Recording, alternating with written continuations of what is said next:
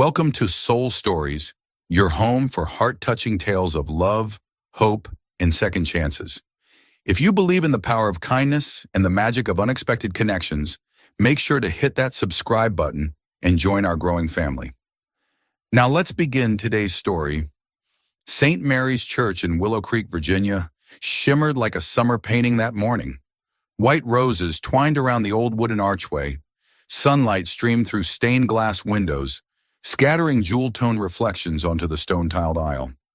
The soft strains of the organ floated in the air, blending with the murmurs of elegantly dressed guests. Today was the wedding of Emily Thompson, the mayor's daughter, and Daniel Carter, a rising young attorney. Nearly the whole town was there, except for the uninvited and those like Melissa Harper, who were only incidentally invited. Melissa, 28, sat quietly in the very last pew, tucked beside her 6-year-old daughter, Linda. Her pale blue cotton dress, clean and neatly pressed, still looked out of place among silk gowns and custom-tailored suits. Linda, in a hand-me-down floral dress, clutched her fabric doll, wide brown eyes taking in everything. Melissa smoothed down her daughter's messy brown curls, trying to stay calm even as her heart raced. She didn't belong here, and she knew it. Daniel, the groom, had been a regular at the cafe where Melissa worked. He always ordered his coffee black, tipped generously, and chatted with her about the weather, baseball, or how Linda loved to draw. A week ago, as Melissa wiped down a table, Daniel had said, "You should come to the wedding, Melissa. It'll be fun, and Linda would love the cake." There had been no invitation, just a warm gesture. Melissa agreed, partly because of Daniel's rare kindness, and partly because she wanted Linda to see something beautiful, something their everyday life rarely offered. But now, sitting among guarded smiles and sidelong glances, Melissa felt like she had stepped onto a stage she wasn't meant to be on. She lowered her head, pretending to adjust Linda's dress, hoping no one noticed them. Linda, unaware of her mother's tension, whispered, "Mom, the bride looks like a princess, right?" Melissa forced a smile and nodded. "Yes, sweetheart. Very beautiful." The organ music faded as Father Michael stepped up to the altar to begin the ceremony. But before he could speak, a figure appeared in the aisle next to Melissa's pew. Catherine Thompson, the bride's mother, stood there in a pearl-colored gown, her hair perfectly pinned, eyes fixed coldly on Melissa and Linda. Her smile was tight, as if she'd just spotted a stain on an heirloom rug. She gave a subtle nod to a nearby usher, a middle-aged man in a dark suit holding a guest list. "Excuse me," the usher said quietly, bending down to Melissa, his voice polite but firm. "May I see your invitation?" Melissa felt heat flood her cheeks. She gripped Linda's hand and tried to keep her voice steady. I don't have one. Daniel, the groom, invited me personally." The usher frowned, glancing at the list. "Your name, please." "Melissa Harper," she said softly. People nearby had already started to turn, eyes filled with curiosity, judgment. A woman in pearls whispered to her neighbor, and Melissa caught fragments. "Waitress." "Inappropriate." The usher flipped through the list and shook his head. "I'm sorry, but you're not on here. And, the VIP section is full. Perhaps you should—" He trailed off, but the message was clear. "You don't belong here." Melissa swallowed hard, shame rising like a tide. She stood, pulling Linda with her, avoiding eye contact. "It's okay," she murmured, voice shaking. "We'll go." Linda, still clutching her doll, looked up, confused. "Mommy, did we do something wrong?" The question cut like a blade. Melissa knelt beside her, hugging her tightly. "No, sweetheart, we didn't do anything wrong. It's just a misunderstanding." But in her heart, she knew it wasn't a mistake. It was the truth she tried to ignore. In Willow Creek, a single mom who lived in a cramped apartment and worked at a diner would always be an outsider. Catherine, standing just feet away, turned back to her circle of friends with a triumphant smile. Melissa heard the brittle laughter, sharp as shattered glass. She straightened, held Linda's hand tightly, and walked down the aisle, her spine stiff even as every part of her wanted to shrink away. The eyes followed them, as if she and her daughter were a stain on the picture-perfect canvas of the day. At the doors of the church, A breeze carried the scent of roses and fresh-cut grass. Linda tugged at her mother's hand, voice hopeful. "Mommy, where are we going now? Do we still get cake?" Melissa didn't answer right away. She looked down at her daughter, those bright eyes, that innocent smile, and reminded herself to stay strong, if only for Linda. "We're going home, honey," she said gently but firmly, "and I'll bake you a cake. Better than wedding cake." Linda nodded, though her eyes drifted back toward the church, where the organ music had resumed. Melissa tightened her grip on her daughter's hand and stepped through the arched gate.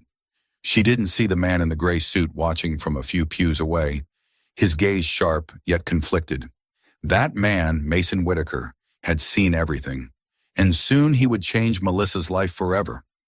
But that's a story for another day.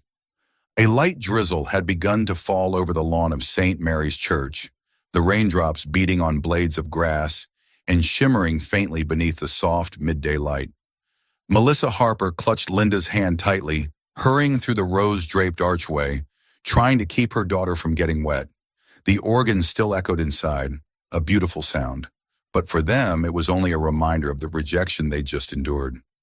Melissa bowed her head, her brown hair catching the rain, hiding the redness in her eyes. She didn't want Linda to see her cry. "Mommy, are we still getting cake?" Linda asked, her voice a hopeful whisper tinged with worry. The fabric doll in her hand was damp along one side. Melissa forced a smile and knelt down to adjust her daughter's floral dress. "I'll make you a cake at home, sweetheart. Chocolate, your favorite." Linda nodded, though her eyes drifted back to the stained glass windows of the church that still shimmered in the distance. Just as they stepped past the gate, a little boy, about Linda's age and dressed in a tiny blue suit, ran up from a nearby gathering of guests. He looked at Linda with innocent curiosity and blurted out, "Hey, where's your dad? Why is it just your mom?" The question was childlike, but its impact was sharp. Linda froze, her wide eyes filling with tears. She clutched her doll tighter, her voice barely a whisper. I don't know." Melissa's heart cracked. She pulled Linda into her arms, holding her close. "It's okay, baby. You don't have to answer." But Linda began to cry, soft sobs lost in the patter of rain. Melissa stroked her daughter's hair, trying to keep her voice even, but inside she was reeling with shame and hurt. In Willow Creek, questions like that were never harmless. A single mother was always a subject of scrutiny, sometimes pity, sometimes scorn. Then a calm and steady voice rose from behind them. "Excuse me, is there a problem here?"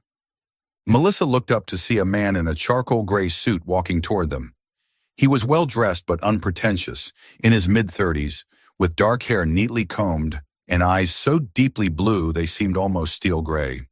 His presence cut clean through the murmurs of the bystanders as he stepped in front of Melissa and Linda, shielding them from further stares.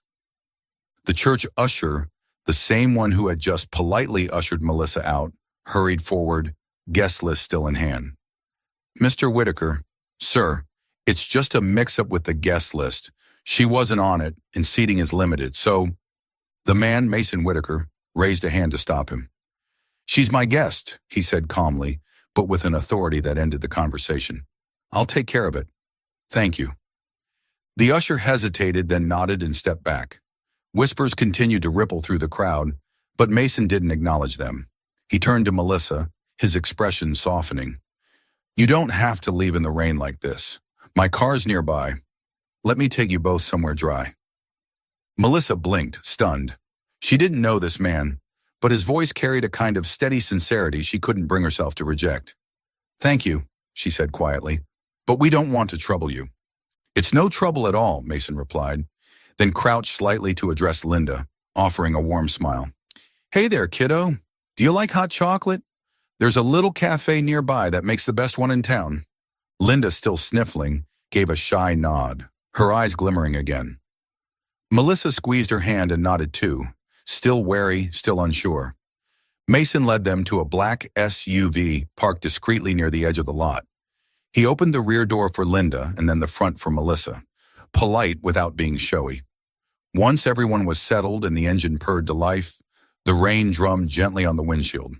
Inside, the car smelled faintly of leather and cedar, comforting somehow against the chill of the morning.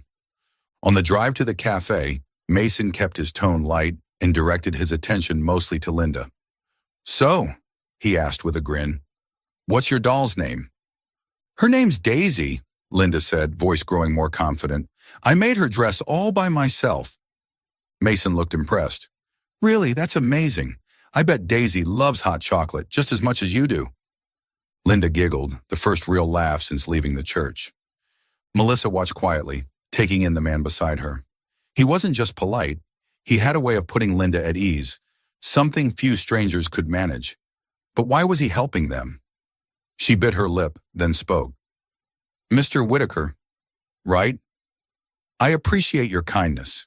But why did you help us? You don't know us." Mason glanced at her through the rearview mirror, his eyes thoughtful. "Call me Mason," he said. "And why?" "I don't like watching people get humiliated, especially not in front of a child." He paused for a second, choosing his words. "When I was a kid, I watched people treat my mother like she didn't belong. I've never forgotten how that felt." Melissa went quiet. His words touched something raw inside her. Years of being overlooked, whispered about, shut out. She thought of the supermarket glares, the whispered comments at school drop-off, the lonely feeling of trying to hold everything together. She nodded, voice soft. "Thank you. Really." They arrived at a small cafe called Hazel's Brew, nestled in the center of town. The scent of cinnamon pastries and fresh coffee drifted out to meet them as they stepped inside. Linda let out a delighted squeal at the cozy wooden tables and steaming mugs lined up on the counter. Mason guided them to a window seat and ordered a hot chocolate for Linda, a coffee for Melissa, and a black coffee for himself. While Linda sipped and doodled on a napkin, Melissa turned to Mason. "You were sitting in the front at the wedding, weren't you? A guest of the bride or groom?" Mason shrugged, a faint, wistful smile on his lips. "Wasn't really my place today, and I figured you and your daughter needed me more." He watched Linda with a gentle expression, then turned back to Melissa. "You don't owe me anything. Just promise me you'll still make that chocolate cake for her, like you said you would." Melissa laughed, the sound light and genuine. "Deal," she said, something warm stirring in her chest for the first time in days. What she didn't know, what none of them did, was that this moment, this small act of kindness in the rain, would mark the beginning of something far greater. Something that would change all their lives. Rain poured down on Willow Creek like a gray curtain, turning the dirt road leading to the outskirts into a string of muddy puddles. Inside Mason Whitaker's SUV, Melissa Harper sat silently, her hands clasped tightly in her lap, as her eyes drifted over the blurred outlines of oak trees through the rain-speckled window. In the back seat, Linda hugged her fabric doll. Daisy, eyes wide with wonder as she watched the countryside roll by, occasionally squealing when a rabbit darted across the path.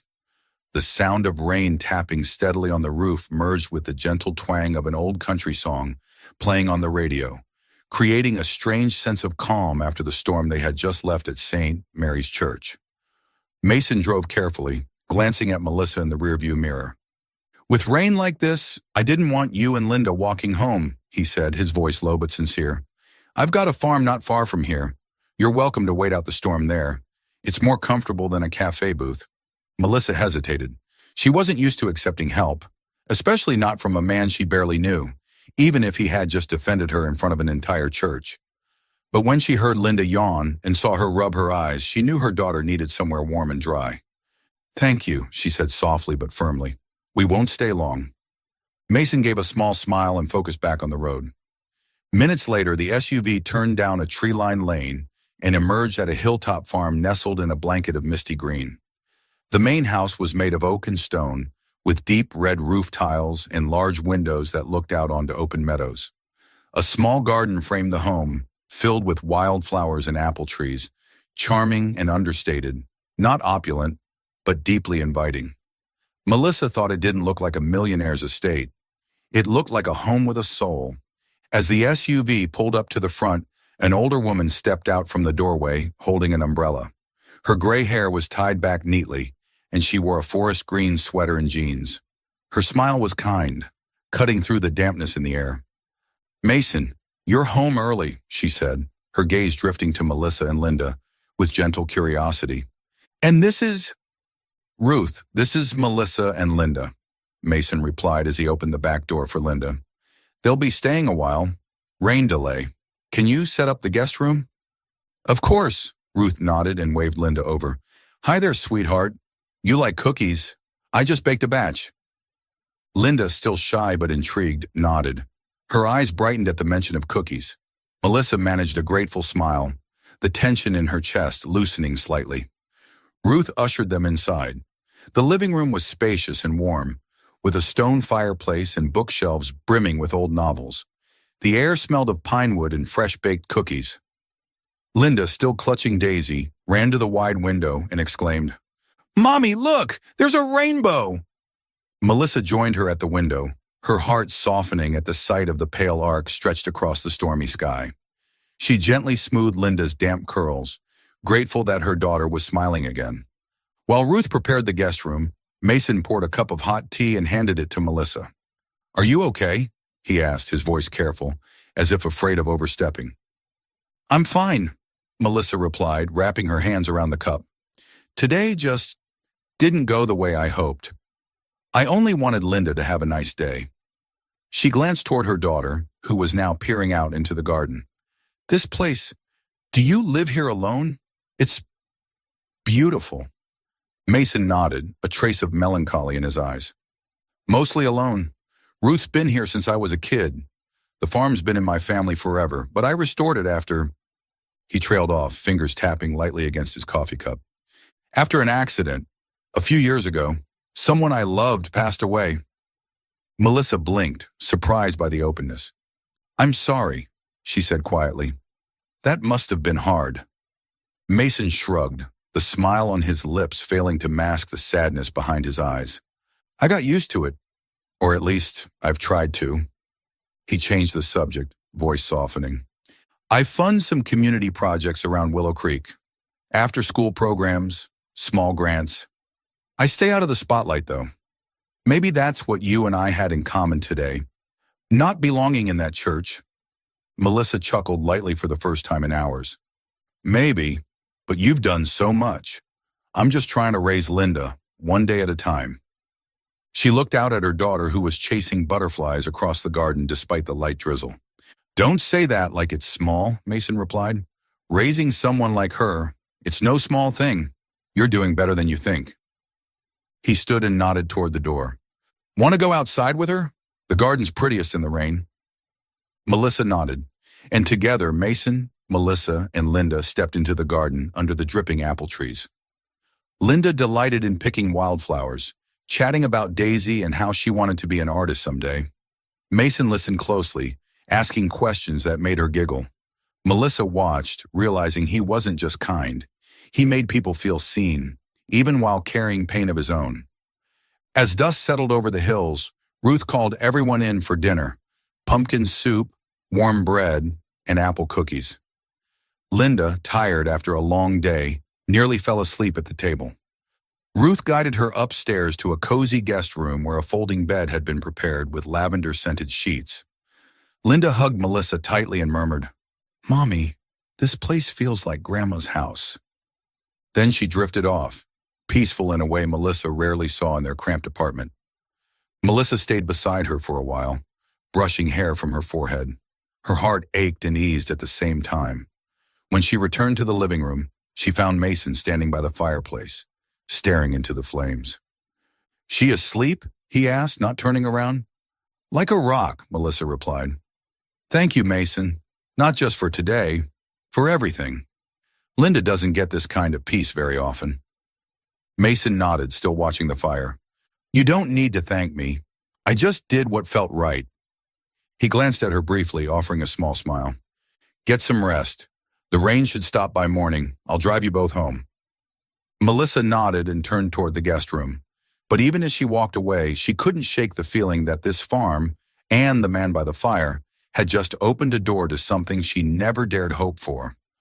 Morning sunlight filtered softly through the window of Mason Whitaker's small library, casting golden stripes across the gleaming hardwood floor. The space wasn't large, but every inch of it glowed with the warmth of time. Shelves lined with well-worn books, a fabric armchair faded with age beside the stone fireplace, and a scattering of quiet relics on the wooden desk. A pocket watch, a dusty photo frame, and a tin box filled with sharpened pencils. Melissa Harper stood in the center of the room, a cloth in hand, momentarily caught in the scent of old paper and pine. She had agreed to help Ruth with the morning cleaning, partly to show her gratitude and partly to distract herself from the sting of the previous day at St. Mary's. Ruth, her silver hair neatly tied back and arms full of fresh towels, stepped into the room with her usual gentle smile. "You don't have to do too much, dear," she said as she placed the towels on the desk. "Just dust the shelves and maybe straighten a few books. No one really comes in here anymore. Not since—" She paused, her voice trailing off into memory. "Well, take your time." Melissa nodded, respecting the pause, but sensing that Ruth had just stepped around something delicate. She began carefully wiping down the shelves, cautious not to disturb the old novels or architectural volumes Mason clearly cherished. On a small rug near the window, Linda sat cross-legged, humming a song as she drew with colored pencils Ruth had found for her. "Mommy, can I draw a picture for Mr. Mason?" she asked, her wide eyes gleaming. "Of course, sweetheart," Melissa smiled, brushing her daughter's hair from her forehead. "I think he'd love that." It warmed her to see Linda so carefree, untouched by yesterday's cruel whispers at the church. This house, this land, it was offering her daughter something rare and precious: peace. As Melissa worked her way to the lower shelves, her cloth brushed against a slim, leather-bound notebook wedged between two large hardcovers. Curious, she pulled it free. The leather was cracked and soft, bound shut with a faded blue ribbon. When she untied it, a rush of time seemed to exhale from the yellowed pages. The first page read, "Sarah, 2020. Melissa froze. Sarah, the name Mason had spoken the night before, his late fiancée. She knew she shouldn't read further, but something in her, something both respectful and deeply human, compelled her to turn the page. "Today Mason took me to Shenandoah Valley. He said he wanted to build us a little house there, with a garden full of wildflowers. I dreamed of a family, a child, maybe a little girl with his laugh. Is it foolish to dream of things that may never come true?" Melissa's breath caught. The words were tender and aching, a mirror of her own past hopes. Dreams she had held before her life unraveled, before her daughter became her whole world. She had dreamed of a home too once, a family, peace. She gently closed the journal, fingers trembling. Behind her, footsteps creaked softly on the floor. Melissa turned to find Ruth standing in the doorway, her expression kind but knowing. "You found Sarah's journal," Ruth said quietly. Melissa's face flushed. "I'm so sorry. I didn't mean to pry." "It's all right," Ruth said, stepping into the room and settling into the old armchair. "Maybe it was meant to be read, at least by someone who might understand." She let out a sigh, her eyes drifting toward the window. Sarah was Mason's light. They met in architecture school. Fell in love fast and real. 4 years ago, she died in a car accident. Mason was with her until the end, but he never forgave himself.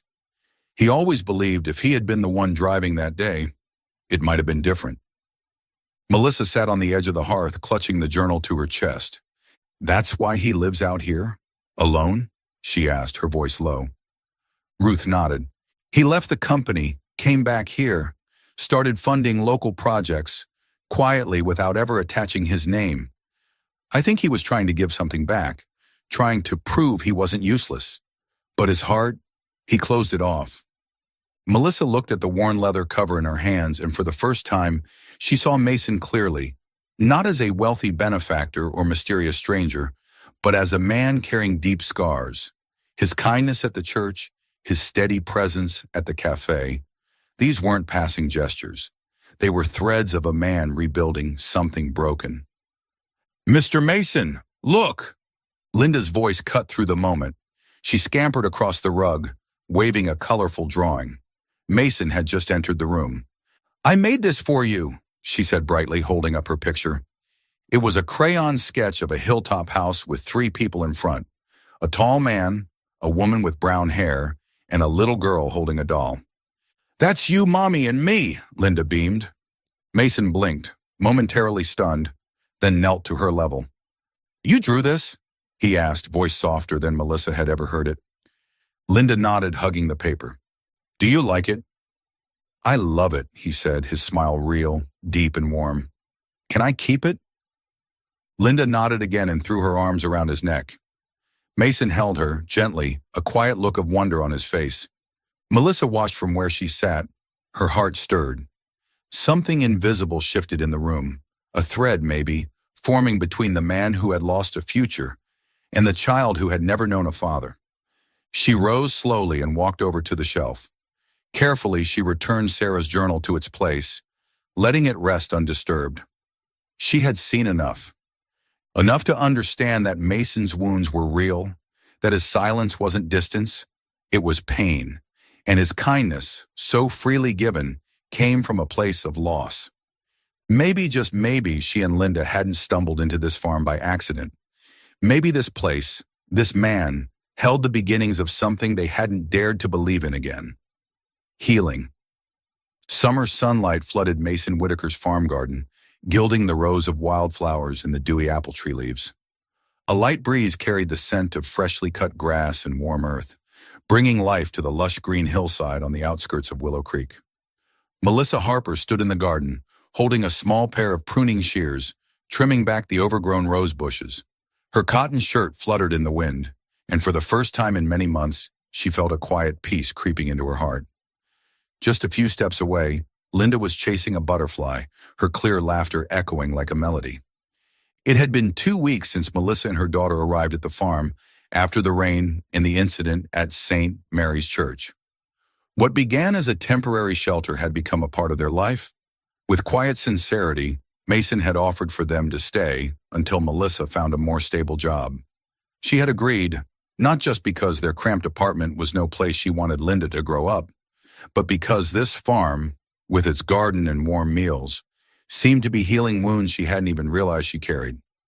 That morning, Melissa helped Mrs. Ruth tend the garden, a simple task, but one that made her feel useful. She weeded, watered the plants, and chatted with Mrs. Ruth about everyday things, weather, apple jam recipes, or how Linda loved to draw everything she saw. Meanwhile, Linda sat under an apple tree with her notebook and crayons, humming as she sketched. Melissa watched her daughter, her heart heavy with love. Linda laughed more, slept better, and her eyes lit up every time she talked about the farm. The sound of footsteps on grass made Melissa look up. Mason stepped out of the house, wearing a gray t-shirt and jeans, carrying a tray of lemonade. He set the tray on the wooden table in the garden and smiled at Linda. "Sweetheart, want to try playing the piano? I've got an old song I think you'll like." Linda dropped her notebook and squealed, "Yes!" She ran after Mason into the living room, where an old wooden piano stood by the large window. Melissa followed, curious. In the living room, sunlight filtered through the linen curtains, illuminating the time-worn piano keys. Mason sat down, letting his fingers glide over the keys, playing a slow, gentle tune, like a lullaby. "I wrote this back when I was young," he said, eyes on Linda. "Want to try?" Linda nodded, climbed onto the bench, and Mason patiently showed her how to place her hands, how to press each note. Linda's clumsy notes blended with their laughter, creating a moment Melissa couldn't look away from. She sat on the sofa and listened.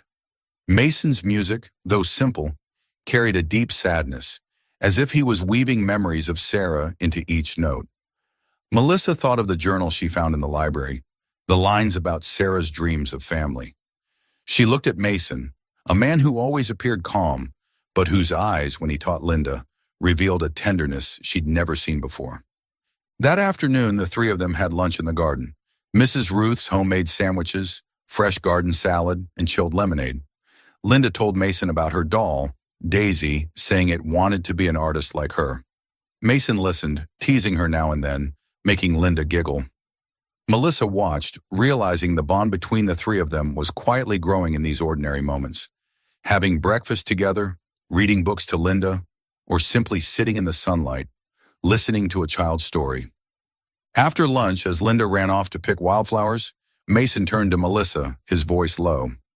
Have you ever thought about teaching? He asked. I fund a community center in town. They offer literacy classes for underprivileged kids. They need someone like you, patient, good with children. Melissa blinked, surprised.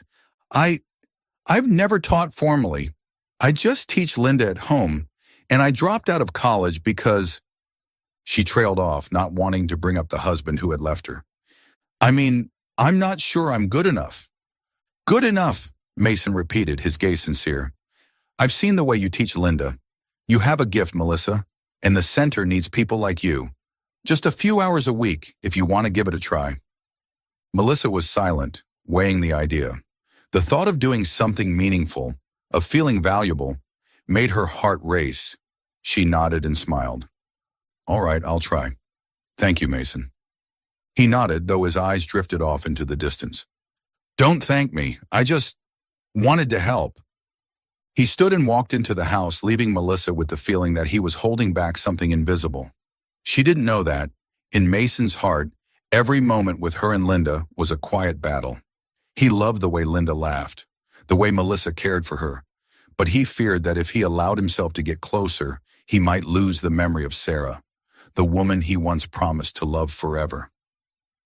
That evening, Melissa sat beside Linda in bed, reading a fairy tale. Linda yawned and whispered, Mommy, Mr. Mason is nice, isn't he? He reminds me of Grandpa. Melissa smiled, brushing her daughter's hair. Yes, he's very kind. Now go to sleep, sweetheart. But as Linda drifted off, Melissa looked out the window, where the moonlight shone over the garden. She thought of Mason, of the community center, and of herself, a single mother who once thought she had nothing left but Linda. At this farm, she was starting to believe she could do more, and for the first time, she dared to hope for the days ahead. The Willow Creek Community Center, a modest red brick building nestled in the heart of the town square, buzzed with children's laughter on Saturday morning. Summer sunlight streamed through the tall windows, lighting up chalkboards covered with letters and numbers.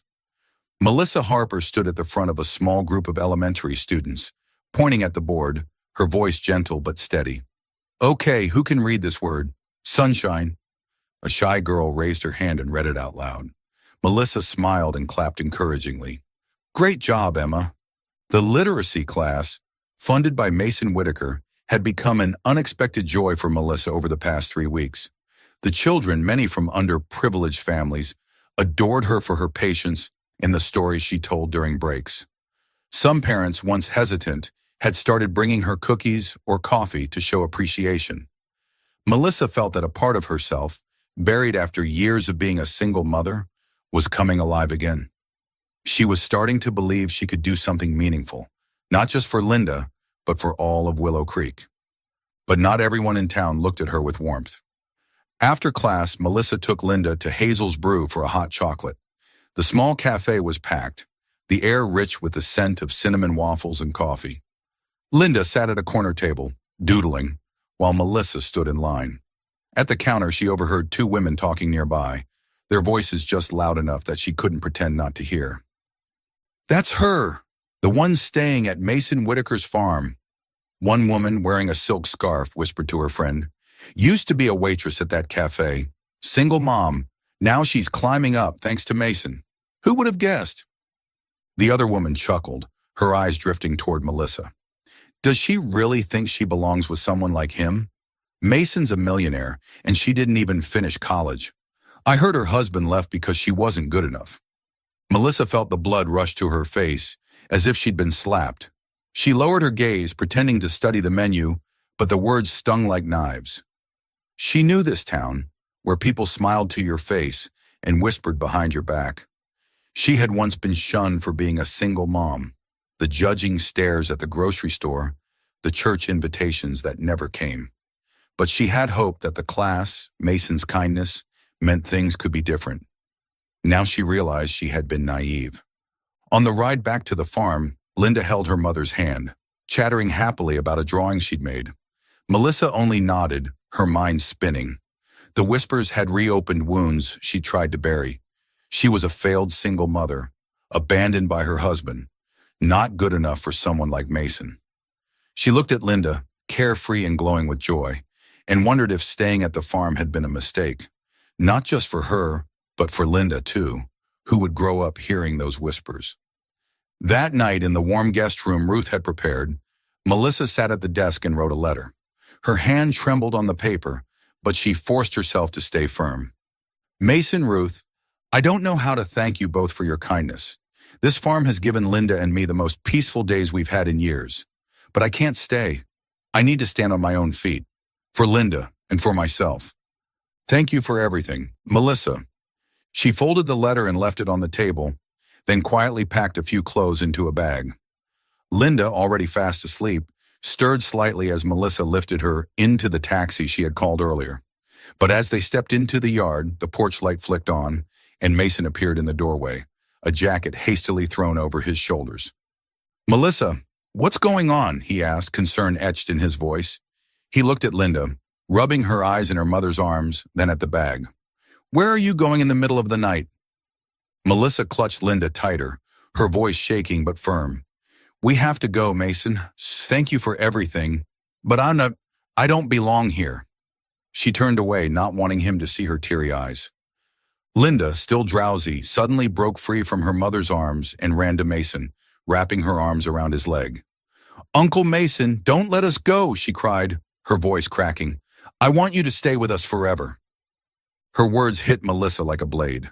She froze, then knelt and pulled her daughter close, unable to hold back the tears. Mason knelt beside Linda, stroking her hair, his voice rough with emotion. I want that too, sweetheart, but your mom has made up her mind. He looked up at Melissa, pain flickering in his eyes. If this is what you want, I won't stop you, but at least let me drive you. Don't take a taxi this late. Melissa nodded silently, too drained to argue. In the car, no one spoke. Only Linda sniffled quietly. When they reached the old apartment complex on the edge of town, Mason helped carry the bag but stopped at the door. Melissa, he said, his voice hoarse, I don't know what I did wrong, but if I made you feel disrespected, I'm sorry. Melissa shook her head, tears falling freely. It's not you, Mason. It's me. I can't live with the whispers. She turned away and shut the door, leaving Mason alone in the dark. Back at the quiet farm, Mason returned and found the letter on the table. He read it slowly, his hand tightening around the paper.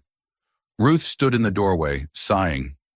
You're really letting her go, Mason? That woman and her little girl. They're the best thing that's ever happened to you. Mason didn't respond, but inside him a storm was raging. He realized he'd never said it out loud. Not pity, but the growing admiration and affection he had for Melissa and Linda. He had kept his distance, afraid of losing the memory of Sarah. But now, without Linda's laughter echoing through the house, he knew he couldn't let fear rob him of happiness again. Are you still following the story? Please leave your thoughts on the story in the comments below. All your comments are the motivation for us to create better stories. Don't forget to subscribe to Soul Stories. Thank you very much. Mason Whitaker's farm, once filled with Linda's laughter and Melissa's everyday stories, now sank into a heavy silence. Pale moonlight streamed through the living room window, casting a glow over the worn piano keys where Linda had once practiced clumsy notes. Mason sat in the armchair, holding the letter Melissa had left behind, reading the neat lines over and over. I need to stand on my own 2 feet, for Linda and for myself.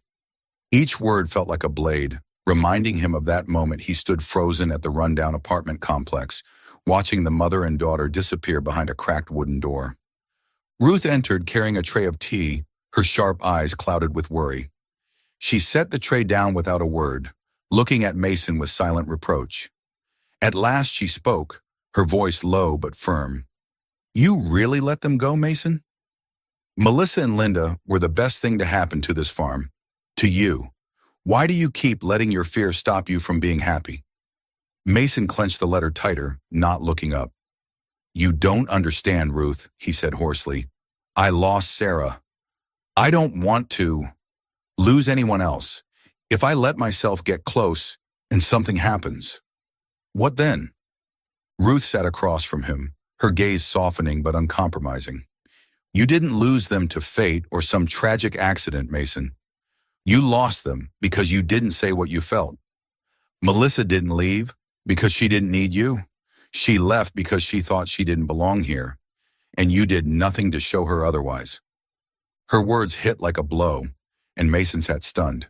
He thought of the days on the farm, Linda singing in the garden, the way Melissa smiled while teaching her daughter, the light in her eyes when she spoke about the literacy class. He had kept his distance, thinking it was the way to protect Sarah's memory, but now he saw he had pushed Melissa and Linda away, left them alone to face the town's cruel whispers. The next morning, Mason drove to the apartment complex on the edge of Willow Creek. A row of low, peeling buildings with small yards overgrown with weeds. The sky was bright, but the air here felt heavy, burdened with the struggles of its residents.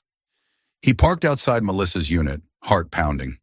Through the window, he saw Linda at the table drawing, while Melissa, dressed in a waitress uniform, tied her hair back before heading to work. He knocked on the door. When Melissa opened it, her eyes flickered with surprise before settling into guarded calm. "Mason," she said, voice even but cool. "What are you doing here?" Before he could answer, Linda looked up, her eyes lighting up. "Uncle Mason!" she cried, leaping from her seat and wrapping her arms around his legs, hugging him tightly like she was afraid he might vanish. "Uncle Mason, I missed you. You came to take us back to the farm, right?" Mason knelt, holding Linda close, his heart aching. "I missed you too, sweetheart," he said, brushing her hair. He looked at Melissa, her expression still distant, though her hands trembled slightly as she held Linda's shoulders. "Linda, go inside, honey," Melissa said gently but firmly. Linda hesitated, then ran in, leaving the adults in the soft morning light. Melissa folded her arms. "If you're here to convince me, don't bother. I've made up my mind. I need to make it on my own." Mason took a deep breath, searching for the right words. "Melissa, I didn't come to convince you. I came to apologize." He stepped closer, his voice low and sincere. "I didn't help you and Linda out of pity. You gave me a reason to live again, to feel like that farm was more than just a place I was hiding in. But I never made that clear. I let you think you didn't matter. That was my failure." Melissa blinked, surprised by his honesty. She turned away, glancing through the window at Linda drawing again. "You don't understand," she said, voice shaky. "This town, they said I was reaching above my place, that I wasn't good enough for you. I can't raise Linda in that. I grew up with those whispers. I won't let her do the same. I have to prove I'm good enough, not just to them, but to myself." Mason nodded, his eyes pained but resolute. "I understand, but you don't need to leave to prove that. You already have, with your class, with the way you raise Linda.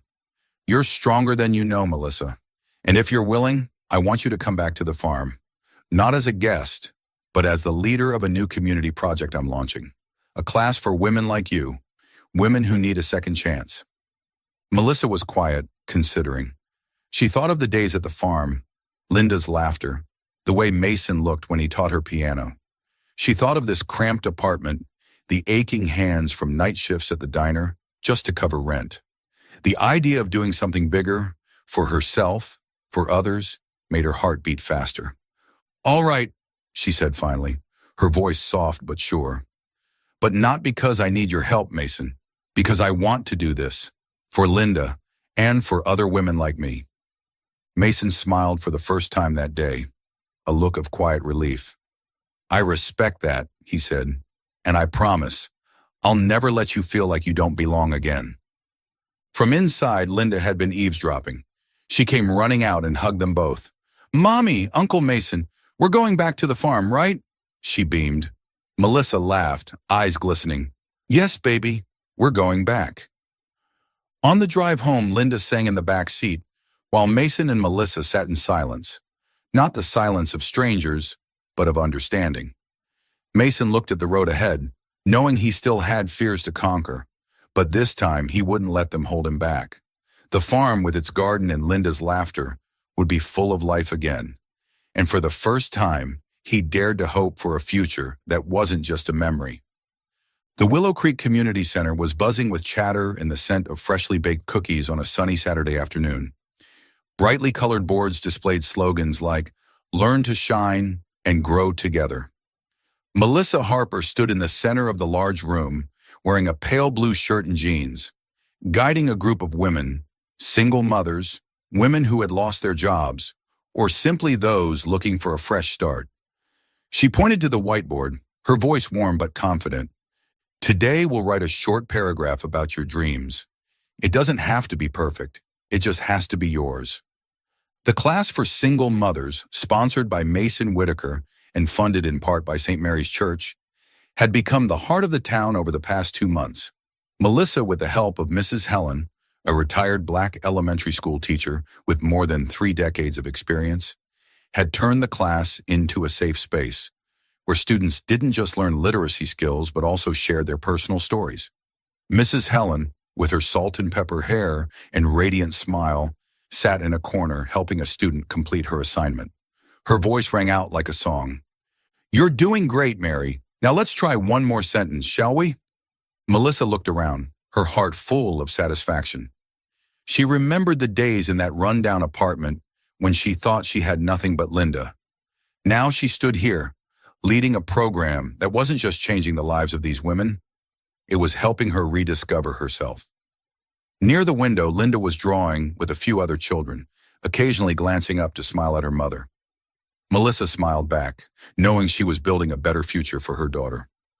After class, Melissa and Mrs. Helen stayed behind to tidy up and discuss plans to expand the program in the fall. "You remind me of myself when I was younger," Mrs. Helen said, her eyes sparkling. "You're not afraid of hard things and you put your heart into everything you do. This town is lucky to have you." Melissa blushed and shook her head. "No, I'm the lucky one, for having you here."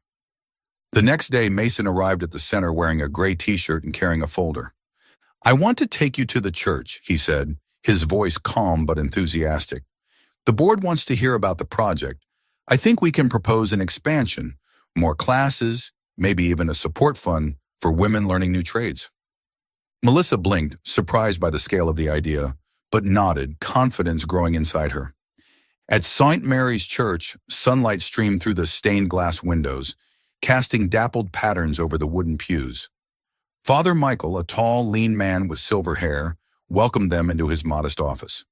Sitting beside him were 2 board members, and, to Melissa's surprise, Mrs. Catherine Thompson, the mother of the bride from the wedding where Melissa had once been, politely asked to leave.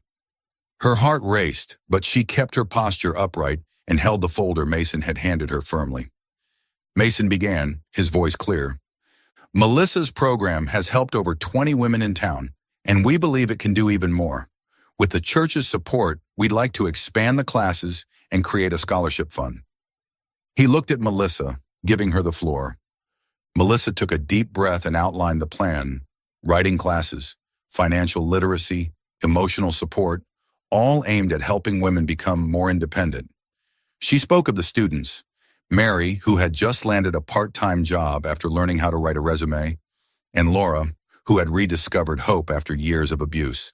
Her voice wavered at first but grew steadier with each word, as if all the fear of judgment had melted away. Father Michael nodded thoughtfully. When Melissa finished, he smiled warmly. "Ms. Harper, I must admit, this church didn't treat you fairly in the past. For that, I'm sorry. But what you've done proves that you're an essential part of Willow Creek. The church will support your project." Mrs. Catherine, who had remained silent throughout, gave a small nod. Her gaze no longer carried the coldness it once did. Melissa left the church feeling relieved, and still a little stunned. Mason walked beside her, smiling. "You did great," he said. "They didn't just say yes, they want you to lead the whole program." Melissa laughed and shook her head. "I didn't do it alone. You, Mrs. Helen, Father Michael, you all helped." That weekend, the community center held a small celebration to mark the expansion of the project. A long table covered in a white cloth was lined with pastries and fruit juice. Kids ran through the courtyard, and Melissa's students proudly displayed their writing. Linda, wearing a new floral dress, held up a small sign that read, "Welcome everyone," drawing laughter and applause from the crowd. In the middle of the event, Melissa was surprised to see Mrs. Catherine Thompson approaching, holding a hardcover children's book, a story about butterflies. She handed it to Linda, her voice soft. I heard you like drawing butterflies, Linda. I thought you might enjoy this. Linda squealed in delight, hugged the book, then wrapped her arms around Mrs. Catherine, making the woman flush with surprise, but smile nonetheless. Melissa stood nearby, stunned. Mrs. Catherine hadn't apologized aloud, but in Willow Creek's quiet, traditional culture, this small gesture was its own kind of confession. As the event drew to a close, Melissa stood outside, watching people talk and laugh. Mrs. Helen patted her on the shoulder and said, "You've done something this town really needed, Melissa. You brought people closer together." Melissa smiled, watching Linda run with her friends, then glanced over at Mason, who was helping fold up tables. She was no longer the woman on the last pew of St. Mary's. She was Melissa Harper, the woman who had found her voice, and through it, helped her community rediscover its heart. The summer sunset cast a golden-orange glow over Mason Whitaker's garden, bathing the wildflowers in dew-speckled apple leaves in warm light. A soft breeze carried the scent of freshly cut grass and blooming roses, creating a peaceful, almost storybook atmosphere. Melissa Harper sat on a wooden bench in the garden, holding a warm cup of tea, her eyes drifting to Linda, who was laughing as she chased a butterfly through the flower beds. The farm, with its sunlit days and birdsong, had become a second home to mother and daughter, a place where old wounds were slowly healing. Mason emerged from the house holding a folder of sheet music. He wore a simple white linen shirt, his dark hair slightly tousled by the breeze. He paused, watching Linda with a quiet smile, then walked over and sat beside Melissa. "That girl never runs out of energy," he said, his deep voice warm, his gaze still following Linda. Melissa chuckled, setting her tea down. "Sometimes I wish I had half her energy. She loves this place, Mason. She calls it her butterfly kingdom." She looked at him, a mixture of gratitude and something newer, something harder to name. Over the past weeks, through community classes, shared meals, and the way Mason patiently played piano with Linda, she had come to see him not just as the man who helped her at the church, but as someone she wanted to truly understand. Mason handed her the folder, his fingers brushing lightly across the cover. "I wrote this for Linda," he said, his voice slightly hesitant.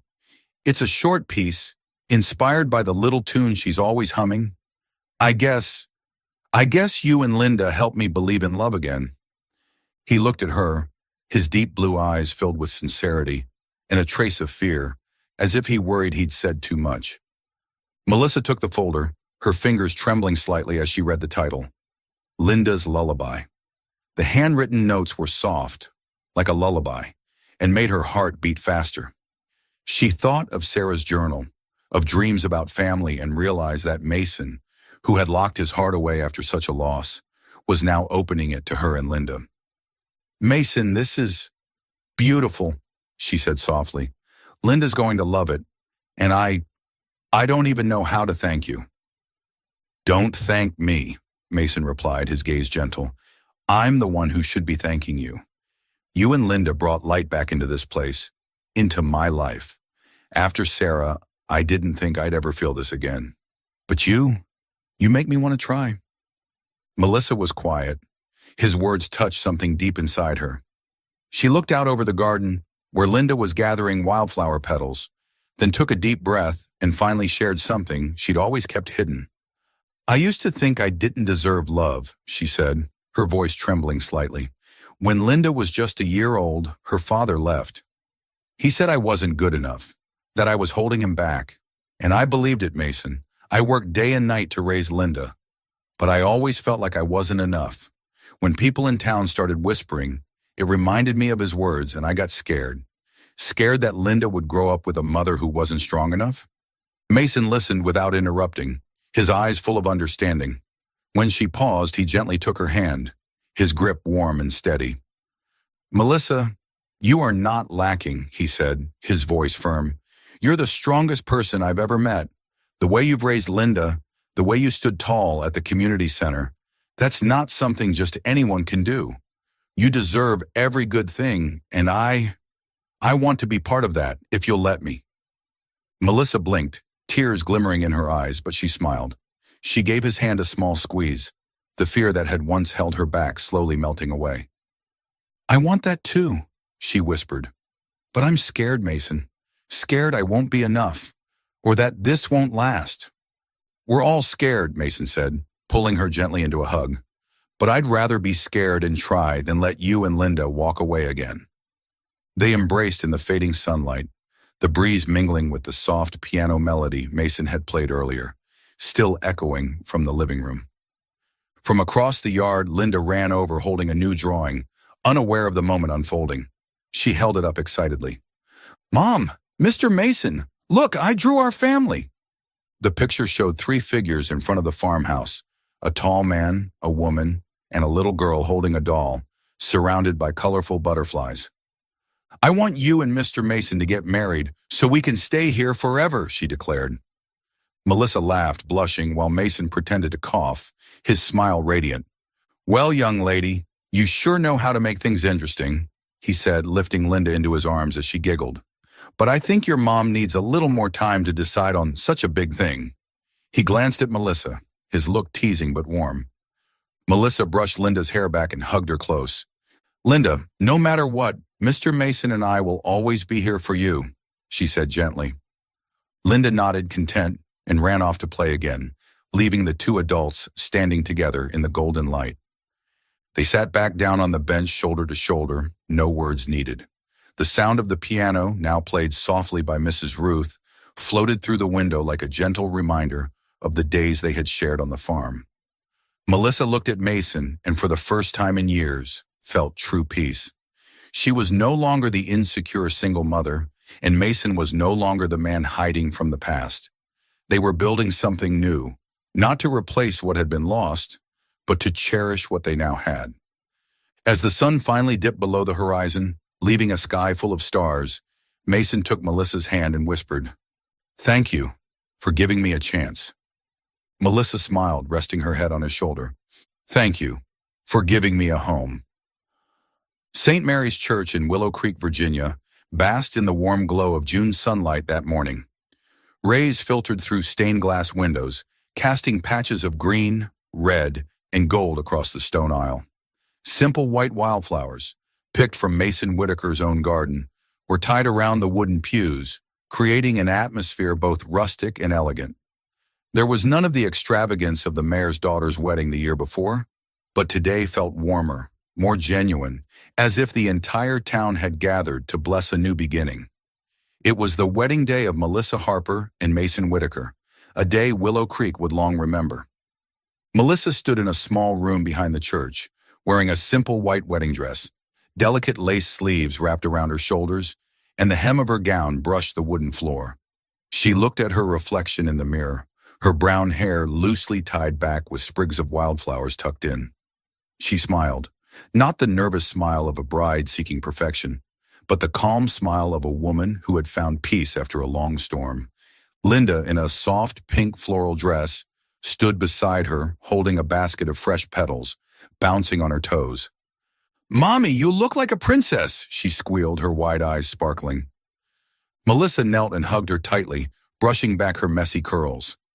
"Thank you, my sweet girl," she whispered, tears shimmering in her eyes. "And today you're the most beautiful little flower girl." Linda giggled, gave her mother a tight squeeze, and dashed toward the door, eager to begin the ceremony. Outside, the church was filled, not with lavish VIPs, but with familiar faces from Willow Creek. Mrs. Helen, the retired African-American school teacher who had supported Melissa's work at the community center, sat in the front row wearing a violet dress, her smile radiant. Melissa's students, Mary, Laura, and many other women, chatted quietly, proud of the woman who had helped them reclaim their voices. Even Mrs. Catherine Thompson, once cold and dismissive when Melissa was asked to leave a wedding, was there, wearing a pale blue silk dress, her expression softer than ever. The organ began to play a gentle, slow melody, Linda's lullaby, written by Mason himself and performed by a friend. Linda entered first, scattering white rose petals down the aisle, each step a playful dance. The guest chuckled when she paused to wave at Mrs. Helen, making the whole church light up with joy.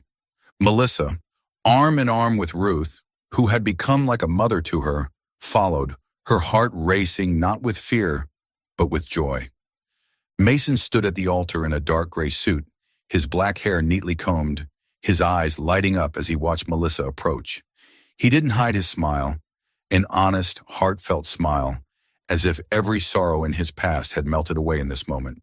When she reached him, he took her hand and whispered, "You're more beautiful than I ever dreamed."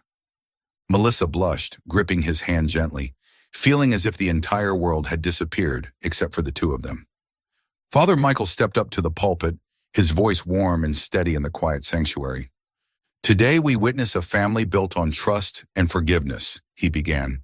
"Melissa and Mason have overcome trials, not just to find one another, but to bring us, the Willow Creek community, closer together. Today we bless not only their love, but the power of grace and hope." Many guests wiped away tears.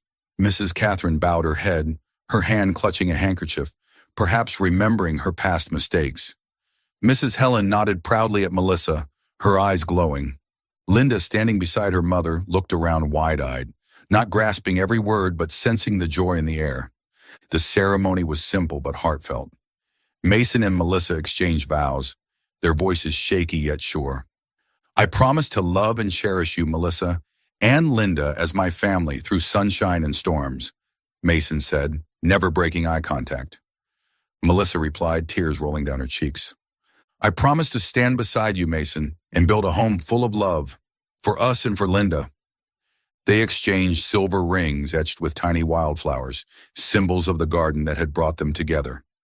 When Father Michael declared them husband and wife, Mason gently kissed Melissa, a soft but deeply emotional kiss. Linda clapped and jumped up and down, making the whole church laugh. Guests applauded as the couple walked back down the aisle, wildflowers tossed in the air by the children from Melissa's class, creating a dazzling scene in the sunlight.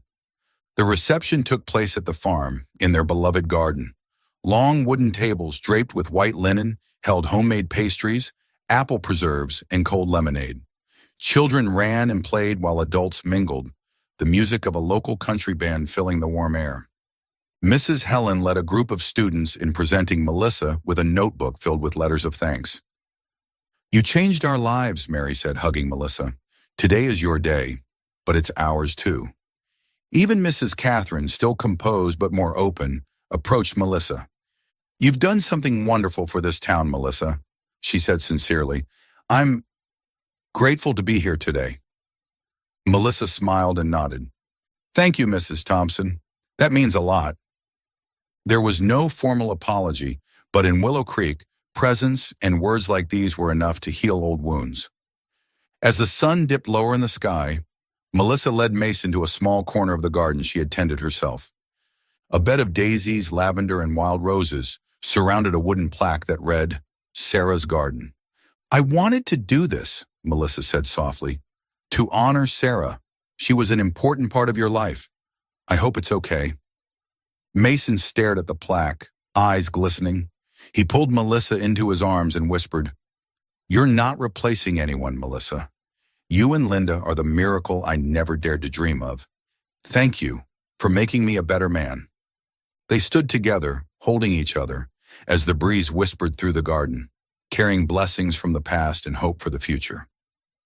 The final scene, Linda ran through the garden, holding a butterfly-shaped kite Mason had made for her. Her laughter echoed, mingling with the soft music from the band. Melissa and Mason stood side by side, hands entwined, watching her. "We did it, didn't we?" Melissa asked, resting her head on his shoulder. Mason kissed her forehead, smiling. "Yes, we did. And this is only the beginning." They looked out toward the horizon, where the last golden rays of sunlight still shimmered, knowing that whatever the future held, they would face it together as a real family.